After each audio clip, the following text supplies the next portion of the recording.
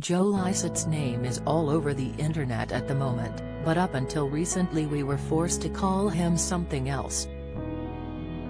The popular comedian, 34, made a name for himself on the stand-up scene and via appearances on popular shows such as Live at the Apollo, 8 out of 10 Cats, She and Never Mind the Buzzcocks. The brummy funny man also has one of the best voices in TV, making him the perfect choice as narrator on Ibiza Weekender and host of The Great British Sewing Bee.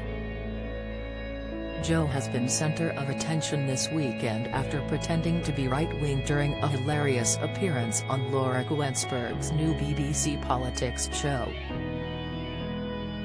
But it's certainly not the strangest thing he's ever done. Get the news you want straight to your inbox. Sign up for a Mirror newsletter here. Joe hit the headlines in 2020 when he announced he was changing his name to Hugo Boss in protest against the multi-billion-pound fashion titan. Joe, or Hugo as he was known then, claimed the brand had been targeting small companies that used the word boss in their names, sending cease and desist letters.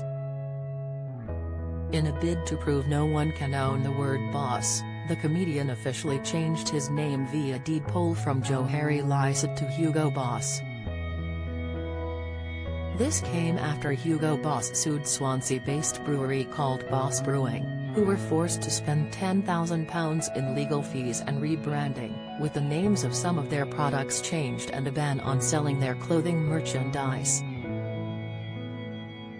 Joe fumed on Twitter, so at Hugo Boss, who turn over approx $2.7 billion a year, have sent cease and desist letters to a number of small businesses and charities who use the word boss or similar, including a small brewery in Swansea costing them thousands in legal fees and rebranding. It's clear that at Hugo Boss hates people using their name. Unfortunately for them this week I legally changed my name by deed poll and I am now officially known as Hugo Boss. All future statements from me are not from Joe Lycett but from Hugo Boss. Enjoy. The comedian remained known as Hugo for over a month, then decided it was time to go back to the Lycett family after causing a storm. Although the Boss brand appeared to welcome the new Hugo Boss to their family, the funny man said he had proved his point and felt more comfortable with his old name. Hugo Boss released a statement saying they welcome the comedian formerly known as Joe Lycett to the Hugo Boss family. Well, I have decided to go back to the Lycetts. They don't target small businesses, if you ignore the time Mum posted a dump to the local florist. I would however like to take this opportunity to issue one final statement as Hugo Boss. Hugo Boss has a smelly bum. The comedian now goes by his birth name, but has still been hitting the headlines thanks to some of his hilarious antics. On Sunday, Joe had BBC viewers in stitches when he pretended to be right-wing during an appearance as a panelist on Laura Guensberg's new BBC politics show. Instead of mocking the Tories as he usually does, Joe decided to praise Truss. You said earlier I'm not left or right. I know Terry's been criticism in the Mail on Sunday today about lefty liberal wokey comedians on the BBC, he joked. With a straight face, he announced, I'm actually very right-wing and I love it. He continued, I thought she gave great clear answers.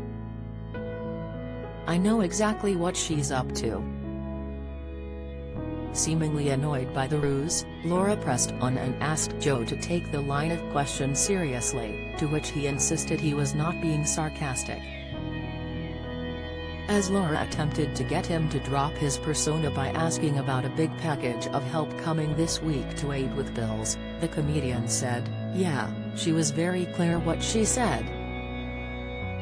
I think you know exactly what's going to happen.